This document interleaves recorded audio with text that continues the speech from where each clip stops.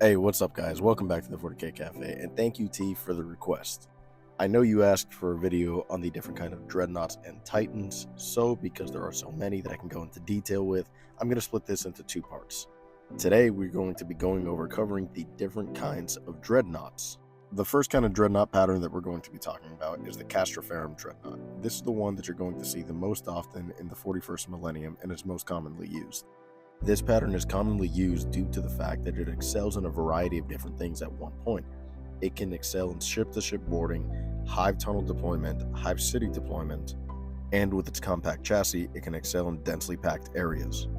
But the biggest reason why it is mostly used is due to the fact that it can be easily customized for close-to-close combat, defense, long-range combat. It serves a variety of purposes and is easily customizable, hence its high use. Next up, we have the Deo pattern dreadnought, which was widely used during the Great Crusade and the Horus Heresy. Its primary purpose was to serve as heavy support fire for its legion and long-range utilities. Its heavy firepower saw it widely used by legions that incorporated heavy artillery and of the sword. But because of its difficulty to manufacture, there weren't many that were left after the Horus Heresy. Next up, we have the contemptor pattern dreadnought. This is another one of the more commonly used ones. Similarly to serving the purpose of the Castrum dreadnought, this dreadnought was incorporated when an Astartes was too badly wounded on the battlefield, and the only way that it can continue service was through internment through this dreadnought. Now, but unlike the Castrum dreadnought, the contemptor dreadnought is larger, more powerful, more mobile, and during its time of development, it was considered a relic. So it was very valuable, and the Mechanicus didn't choose to reincorporate more of them.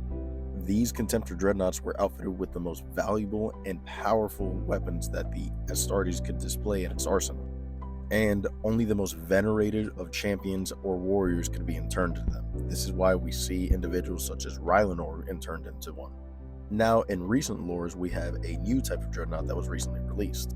This will be known as the redemptor dreadnought, which was primarily outfitted for the internment of Primaris Space Marines, specifically for that. Other than that, it is mostly and or pretty much a copy-paste of the Castrum dreadnought. A variant copy of the redemptor dreadnought is the Brutalis dreadnought, which pretty much serves the same exact purpose but excels in melee combat or close combat. And again, another variety would be the Ballistus dreadnought, where the redemptor dreadnought serves as its all-around purpose dreadnought. The Ballistus excels in long-range heavy artillery combat.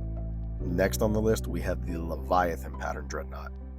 These are extremely rare, as only a limited number of them were created, especially away from the prying eyes of the Mechanicum. These were only developed on Terra in secret. These excel in siege warfare and were outfitted with both close combat weaponry and support weaponry.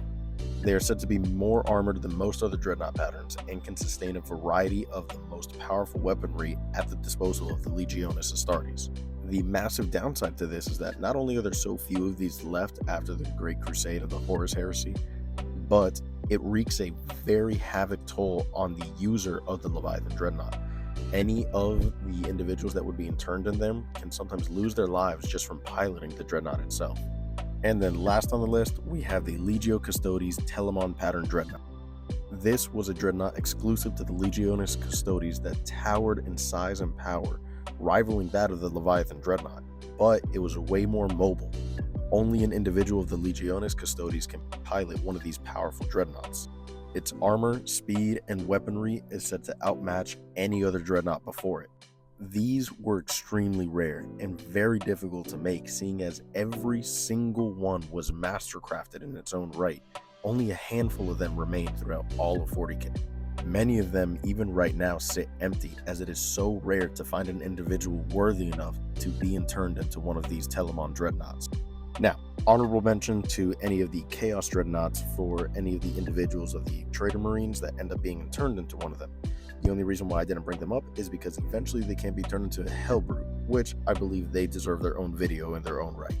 That being said, dreadnoughts are extremely powerful and only reserved for deployment when things are the most dire or absolutely needed.